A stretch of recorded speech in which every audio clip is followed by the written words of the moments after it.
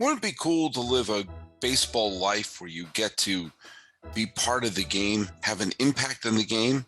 Well, my guest today does just that.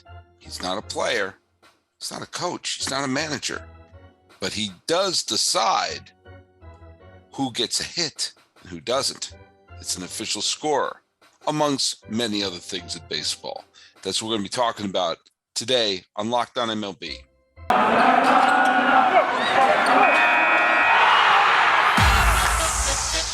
You are Locked On MLB, your daily MLB podcast, part of the Locked On Podcast Network, your team every day. Hello, baseball fans. Welcome to Locked On MLB, part of the Locked On Podcast Network, where it's your team every day. This is the daily podcast. We talk about all of Major League Baseball. I'm your host, Paul Francis Sullivan. Please call me Sully. On today's episode, we are going to be talking with David Feldman, a TV producer, baseball historian, and yes, an official scorer who has done the job for many, many big events, including no-hitters and a World Series. And as we're going to learn, some of the people aren't always thrilled with his job as an official scorer. By the way, thank you so much for making Locked On MLB your first listen, as we're available on all your free podcasting platforms. Follow us on Twitter at Locked On MLB Pod. Same handle for Instagram. I'm your pal Sully. I'm at Sully Baseball on Twitter, Sully Baseball Podcast on Instagram. So let me tell you a little something. I am going to be filling in for Jason Burke on Locked On A's. He's going to be on paternity leave. Congratulations, Jason. Starting your family there. His soon-to-be child is considered to be too old now to play for the A's because they're going for a youth movement. But hey, he's going to take some time off, but Locked On A's is going to continue on. I know I'm filling in for at least 3 episodes. And I just want to tell you something. I had on as a guest for Locked On A's, a future Locked On A's episode, a really talented TV producer and historian and Oakland A's enthusiast by the name of David Feldman, who is a really, really solid guy who knows his A's and has been involved in all sorts of Bay Area television and ESPN and also and the Pac-12 network. And I wanted to have him on. I want to have a couple of A's guests on. So I brought him aboard. We had a big, long conversation about A's fandom and what it means is he grew up with the great Tony La Russa teams and everything like that. And he actually his father has a connection back to the Philadelphia A's and Connie Mack, which kind of reminded me of my relationship with my dad, who's before he died, he was a San Francisco Giant fan, but he actually went back to the New York Giants as he rooted for them when they were playing in the Polo Grounds. So it was a really fun conversation. It's going to be played next week on Locked On A's. But as I want to do, we went on some wild tangents. And as my father would say, we went on little conversation trickles.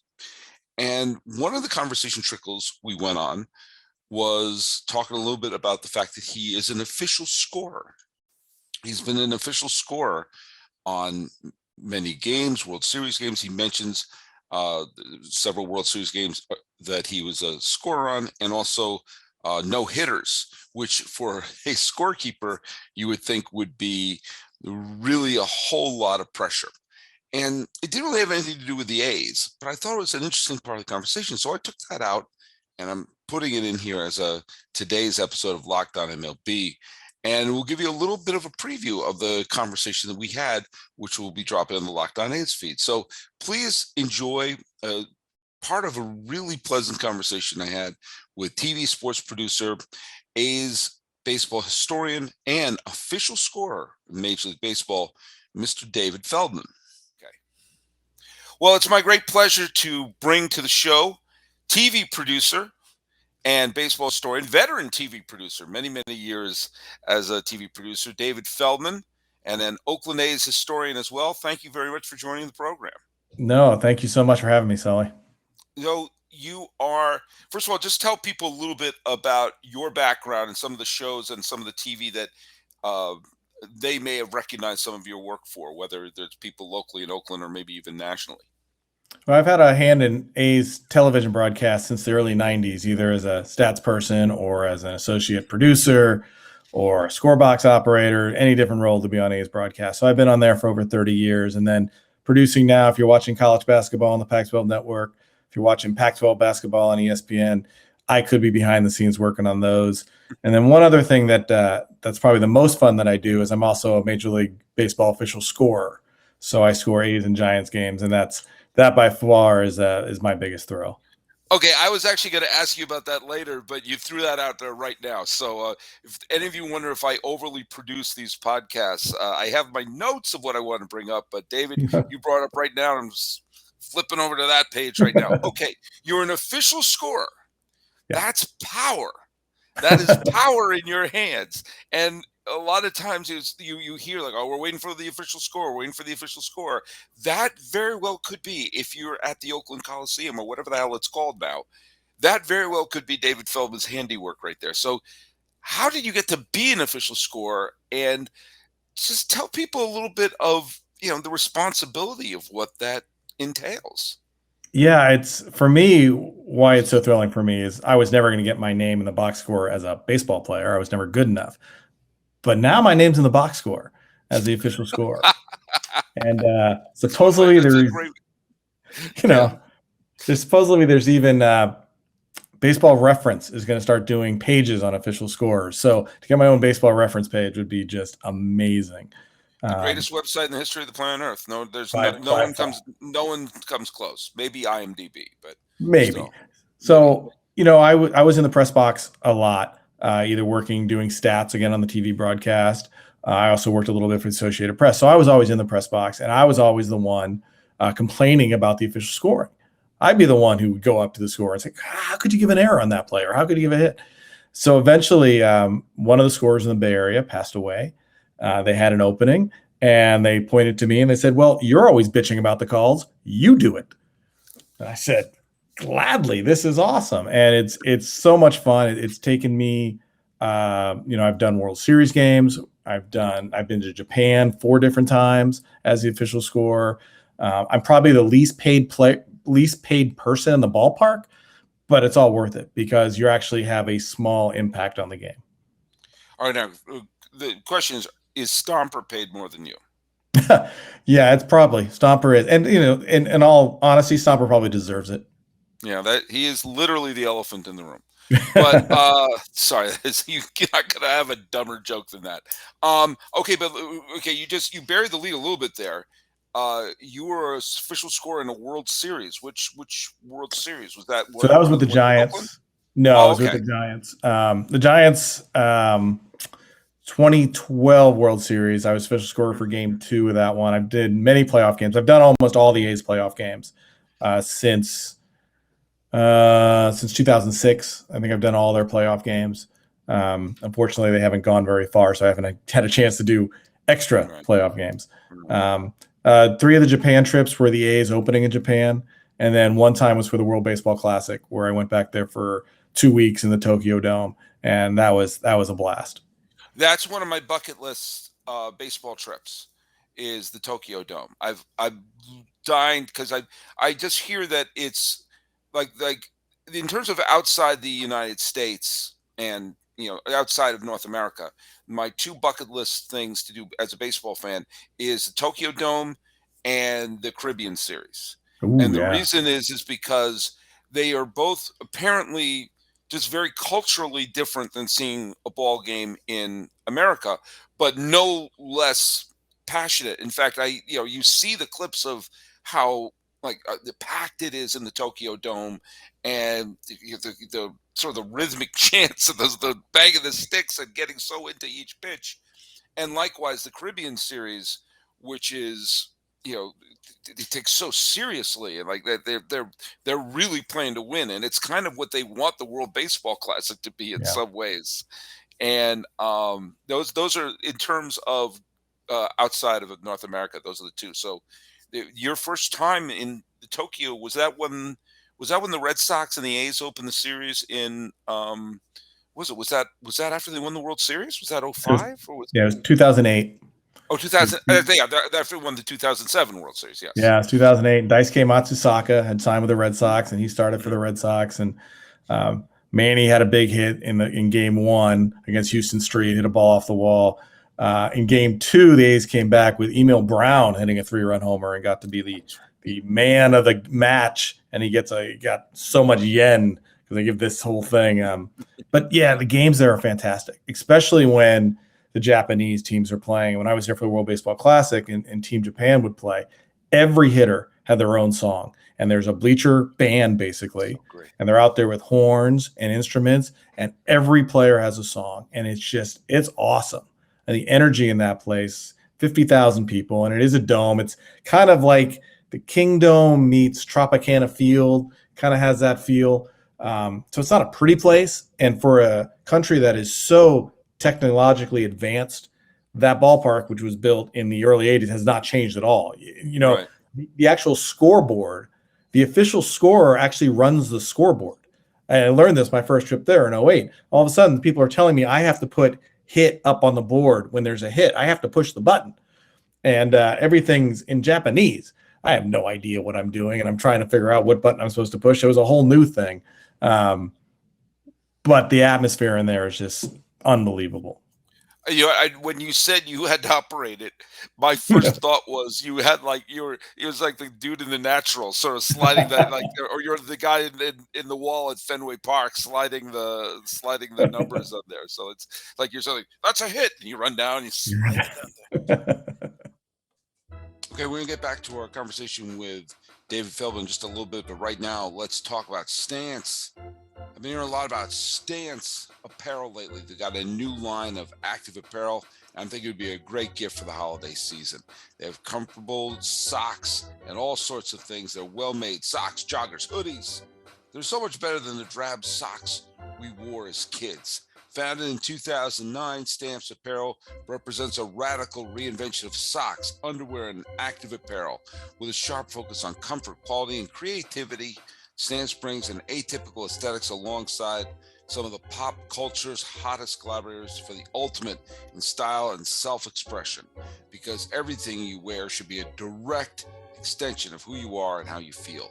You got great designs like Star Wars, The Office, Harry Potter, Disney, Marvel, Bob Marley, Major League Baseball, NBA, Pixar, Wu-Tang Clan, and of course, Batman. They're soft and super comfortable. Stance believes that the perfect fit matters more than fitting in, that those who feel good do good. Go see for yourself, register for an account at stance.com, get 15% off your first order. Use promo code LOCKEDON at checkout to apply. Enjoy the color and comfort of a life less ordinary with Stance. Hey, thanks so much for making Locked On MLB your first listen. We're available for free on all your podcasting platforms. Let's get back to our conversation with David Feldman. I tell you something. Have you ever done games in the Caribbean, like when they have some of some of the Caribbean series and the winter series or anything like that? No, I've seen them on TV, and I've seen the excitement, and I've talked to people who've been down there, and the stories they tell coming back. It just sounds tremendous. Yeah, it just sounds so much fun. I love it. That's why the Tokyo games they look fun. I like anything that's fun. I was just the other day. I mean, you were talking a little bit about the A's. I had Melissa Lockhart on the show from The Athletic, and she writes about the Athletics on The Athletic, and I was talking a little bit about what I love about the A's and going to their ballpark. In that is, it's because it's no frills. Right. And because there's no train, there's no people rowing up on kayaks. You have to go there because you like baseball. You're not there because it's beautiful. It's like it's baseball in a Bunsen burner, and it's just boiled down. And everyone there is there to see the game, and it's the equivalent of going to see like a band before they get huge in a venue, and they're just fans of that band there, and it's. Whatever happens, we'll get to the A's and their stadium wise in a little bit, but whatever happens, I hope they don't lose that element of A's fandom. But I see that in Tokyo, and I see that in the Caribbean series, and that's what I love, just being around people who love the game. That's what I love. No, and you're right. The people who go to A's games want to go to A's games, and that's why the crowds are so passionate. And even if they're small in number, they make up for it in their loudness and their cheering. and their intensity at the game. And they bring a little bit of that Japan with them. The drummers who are now in right field, and they started in left field, but in right field, they have basically their own walk-up song for every A's player, their own beat or their own rhythm. And that's very much like Japan, right? Where every player has his own song. The A's and the right field drummers kind of took that. I still remember Jason Kendall would come up and they would do the drum beat for Running with the Devil by Van Halen. And they just, they're the ones who started this, I believe in Stephen Vogt chant. Right. Stems from there. And that's the excitement that they bring. And when that place is full, it doesn't even have to be, I'm not even talking 35,000 full. I'm talking 20,000 full. That place just buzzes because everybody's so into it. Yeah. I want to get back to your official scoring for a little bit. Because the most responsibility that an official scorer could ever have is when a pitcher is throwing a no-hitter. Because you can determine whether or not someone's going to go into the history books or not. And if there's a tough infield hit that you say, are you going to charge the dude with an error because you're trying to prolong the no-hitter? That to me is the classic Monday morning quarterback. I have no responsibility, so therefore I know everything. Kind of like how you were before you actually became the official scorer. Exactly. I have what I dubbed the CC Sabathia Rule, which is, I think it's when he pitched remember he was with the Brewers for about an hour and a half, and every game he threw 9 innings because the Brewers treated him like a drunk dude in Vegas with a rental car, going, he's not signing with us, we'll just use him until his arm falls off. What do we care? And there was one game, I could be getting the facts of this wrong, but I think it's when he was with Milwaukee, and there was he pitched a complete game one-hitter, and the one hit was like in the 5th or 6th inning, and it could have gone either way. It was a tough. If I remember correctly, it was an infield hit. He probably could have made the play. It was ruled a hit, and there was never like a clean. If there was, I kept thinking, someone get a clean hit. Someone just get a clean hit, just something, so we don't have to worry about it. And he finished all 9. And that was the only hit. And so I dubbed the CC Sabathia Rule, which is if we're past the 5th inning, I'm not talking about leadoff hitter, like, oh, wait a minute, he's got to preserve this no hitter the top of the 1st. But like after the 5th inning, like when you use the MLB app and they put the little red box that says no hitter, that's like, oh, there's a no hitter going on. After the 5th inning, I institute the Sabathia Rule. That is, if it's could go either way, rule it an error, and then if someone gets a clean hit, you can go back and say, okay, that we're actually changing, we're reversing that one later. But I just don't want to see a no-hitter broken up based on, whether it's I don't want it to be what was the dude from the Tigers? Armando Galarraga. Armando Galarraga, where it was a blown call. Yeah. And with 2 outs in the 9th, we could just go back in time and retroactively call that a perfect game. But I don't want there to be another CC Sabathia game where there's a questionable call. And then, I know the pitcher may pitch differently. Well, that's not a no-hitter anymore. He may relax. I mean, you can't really be Superman and spin the world backwards and make everything perfect. But, am I full of it by wanting to institute the CC Sabathia Rule? Is that unfair? No. We've talked about it. We've had scorer meetings now, which they've started back in 2012. It's the first time scorers ever got together. They started doing this, and we've talked about that. You always want the first hit to be a clean hit. You don't want to be the story. The scorer doesn't want to be the story. It's the players on the field. So you hope it's a clean hit, but to me, a hit's a hit and an error is an error. And where it happens and when it happens, you just got to call it how it feels. I've called 3 no-hitters as a scorer. They're all in San Francisco. Was it Kane? Let me see if I can guess them. Kane? Yep, perfect game. Lincecum against San Diego, the boringest no-hitter of all time. And was it Jonathan Sanchez? Jonathan Sanchez. So Jonathan Sanchez. Did I get all 3 right? You got all 3. Very impressive. Nice. So And I Sanchez did was the that only one. because I have Built Bars, and when I eat my Built Bars, I can name any no hitter. Sorry, I had to throw in a Nice. plug right in the middle of that. Sorry about that. I happen Good. to have one nearby. Well, I can't believe I got all three right. No, I was impressive. I'm very impressive. So the Jonathan Sanchez was the one that had maybe a play, right? He actually has a perfect game going on in the 8th inning, and it's a one hopper to Uribe at third, and he messed up the play. It really wasn't a short hop. He should have made the play. There was no question on it. And I even remember when I was picking up the microphone, it's like, he's not losing a no hitter on this. So E5, no question. Perfect games are easy for a scorer. If a guy reaches base or not, that has nothing to do with us. So that's easy. And again, the Lincecum no-hitter was so boring. He was so dominant against the Padres. There were no tough plays. The game wasn't very exciting. Even the fans for a no-hitter weren't that excited. But here's the thing that I never thought of, and it happened to me. It's just not no-hitters where calls can have an effect on history. And this happened to me in 2007 at the Coliseum, where Mark Ellis was going for the cycle, and he needed a single for the cycle. Right. So it's the bottom of the 8th inning. The A's have runners at first and second. They're playing the Red Sox. Mark Ellis hits a smash to third base, and Kevin Youkilis is playing third for the Red Sox in this game. Makes an unbelievable diving stop. Gets to his feet and has plenty of time to get the runner going from first to second, who was Mark Kotsay.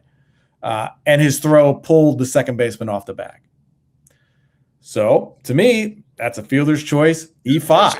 Yeah, fielder's choice, E5, yeah.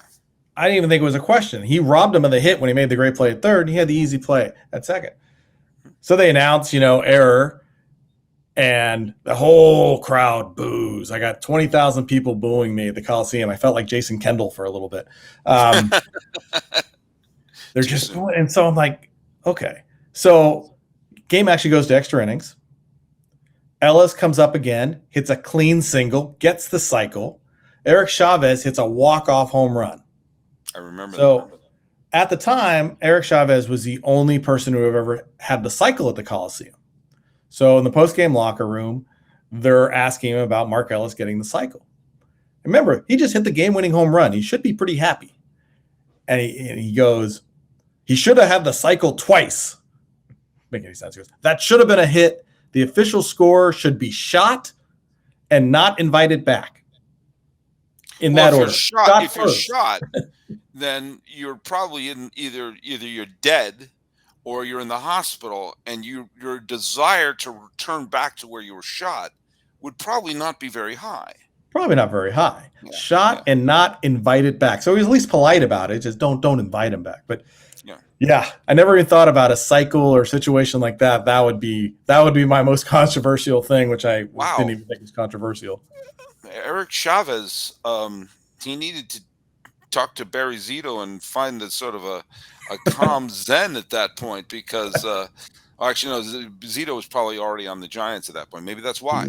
That's why he didn't have the zen. Yeah, if Zito was there, there would have been some incense burning, and he would have been playing his sitar or something like that, and then he would have relaxed, and things would have been fine. Instead of asking to first shoot you, and then remove your invitation.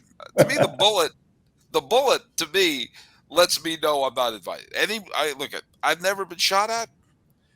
I would assume wherever I'm shot, that's I don't think they want me there. I don't think they want me. He had a walk. The guy hit the cycle, and he hit a walk-off homer. Yes. Everything was good. What the hell does he care?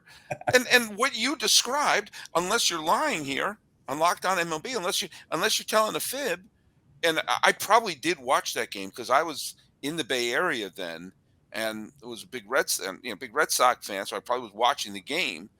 I probably was like, that's by definition, grounder to him, he throws to a base other than first. By definition, that's a fielder's choice. The fielder's choice. Yeah, actually, I do actually have the audio. Someone sent me the audio, so that will go into my collection. How dare you? You ruined. Who was it? Was it Mark Ellis? You said Mark Ellis. Mark Ellis. Okay. How dare you ruin Mark Ellis's ability to not have his cycle earlier? Exactly. That's all it is. He got it. He just didn't get it. I don't get it. Come on, Eric. Maybe this is why you haven't been hired as a manager, Eric Chavez.